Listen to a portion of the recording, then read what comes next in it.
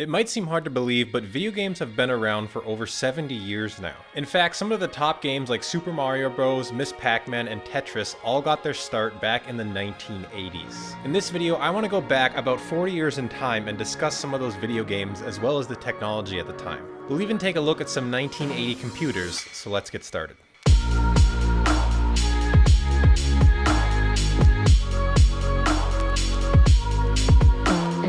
Before we get started, quick thanks to Adobe for sponsoring this video. What's up guys, my name is Michael and welcome back to the Tweet and Tech YouTube channel, and in today's video I just want to take a closer look at some 1980s technology in video games. We've advanced so much in the last 40 to 70 years that I think it's really important to go back and kind of look at where we were and how we kind of got to where we are today.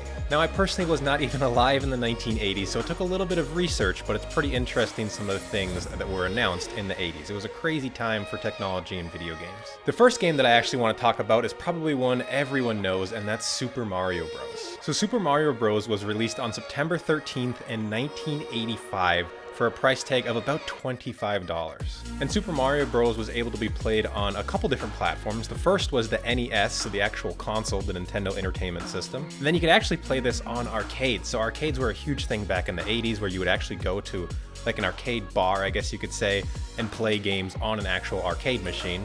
Super Mario Bros. Was one of those games. And revenue-wise, the entire Super Mario Bros. Series has sold over 396 million units. So worldwide, that's over $22 billion in revenue, which is pretty crazy considering Mario is kind of just, you know, a plumber that jumps around. Don't get me wrong, it's a fun game, but 22 billion is absolutely insane to kind of wrap your head around. Super Mario definitely deserves it though. The next game that really caught my attention was Miss Pac-Man. So this was actually kind of like a segue or the second game from Pac-Man. It was released on January 13th, 1982, and I couldn't find a price point for this because I think Miss Pac-Man was played much more on the arcades. I'm not completely sure when it did or did not come to consoles. If you know the answer to that, be sure to leave a comment down below. But you could play it on a ton of different arcade systems. You could also play it on Apple computers as well as the Commodore 64, which is stuff we're going to talk about a little bit later in the video. I know that it eventually came to the NES system, I'm just not sure when, and I think it was for a few other consoles, but again, be sure to let me know in the comments down below if you know the answer to that.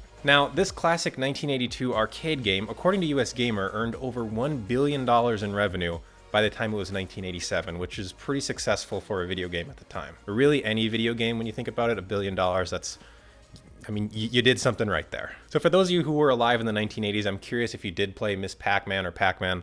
Again, let me know in the comments down below. I'm really curious how many people have actually played these games and kind of what your favorite was at the time. Next is a really classic game that I'm sure everyone will know, and that's Tetris. So this was originally released in June of 1984. I again could not find a price point for this one. I think it was primarily on arcade machines, so it wasn't necessarily like a set price. You kind of just went in there with quarters. Tetris was also available on a ton of different platforms. I'll throw a screenshot up right here so you can kind of see all the different ones. And it kind of remains available on a ton of different platforms today. I know I recently played Tetris on the Xbox Series X, an upgraded version of Tetris, obviously, not the original one that was released in the 80s. But it's absolutely an incredibly impressive game. To date, they've had over 100 million in sales done as far as revenue goes. What's really going to be interesting to talk about next is computers from the 1980s, but before we do that, I want to thank our sponsor of the video, Adobe. One of the inspirations for today's video topic was an article recently published by the Adobe Acrobat team. They have a short, easy-to-read article that compares a 1980s supercomputer to today's modern smartphone. And just like video games have advanced tremendously in the last 40 years, so have supercomputers. The article discusses the Cray 2 supercomputer, which is actually the supercomputer that NASA used to put the first 2 men on the moon.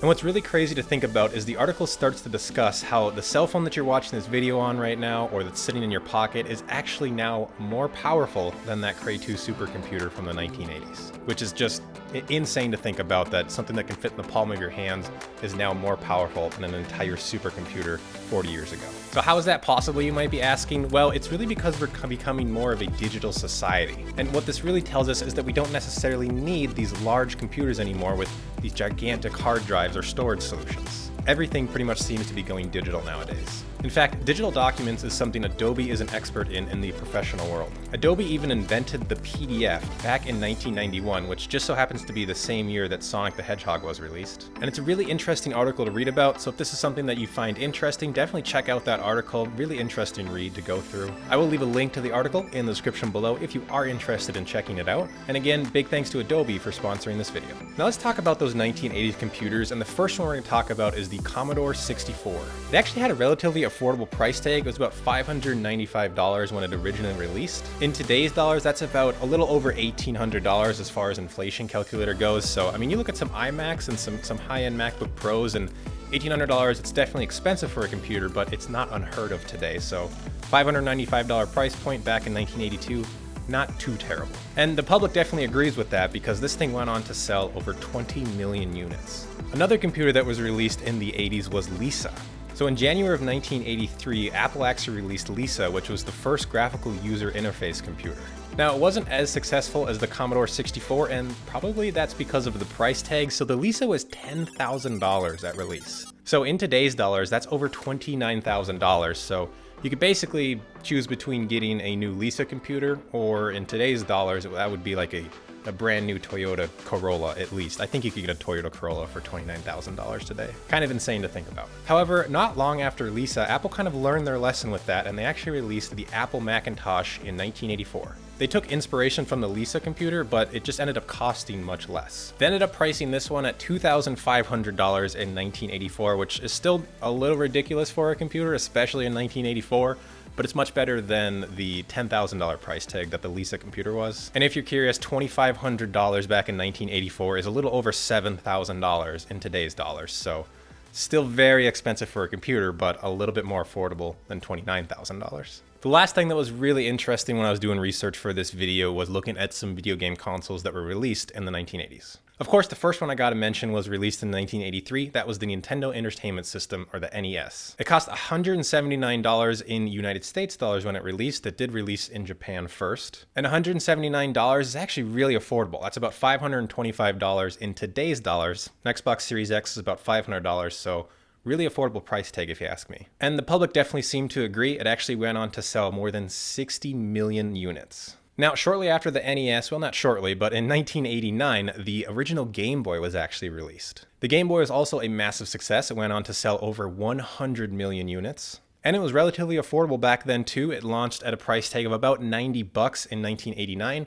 which in today's dollars is about $212, somewhere around there. So, you know, the Nintendo Switch is between $200 to $300 depending on what model you get. So really not a bad price tag. We actually did do a video about the Game Boy Color, not the Game Boy, but the Game Boy Color in a retro tech video recently.